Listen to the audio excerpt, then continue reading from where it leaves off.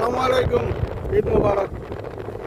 মেমরিয়া ছোট ভাই হল আমরা গাড়ি ঘোড়া আসতে চালাইবাই, রাস্তাঘাট ফুটপালা খুব সুন্দর হয়েছে, দিকে গাড়ি ঘোড়া স্পিডে চালাইবাই না, অটোর মাঝে প্যাসেঞ্জার সময় নিবাই, করে প্যাসেঞ্জার হয়ে যাইও না, হঠাৎ হওয়া যায় না, রাস্তাঘাটত দুর্ঘটনা ঘটিতে সময় লাগতো না।